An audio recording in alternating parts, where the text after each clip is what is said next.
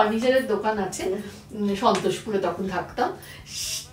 সে ওই রাস্তা দিয়ে যাচ্ছিল, দেখেছে কাঁচে এরকম আঁকা, আমাকে পরে দেখে বলছে তুমি এরকম কাঁচে এঁকেছো, এটা তুমি এরকম আঁকতে পারবে?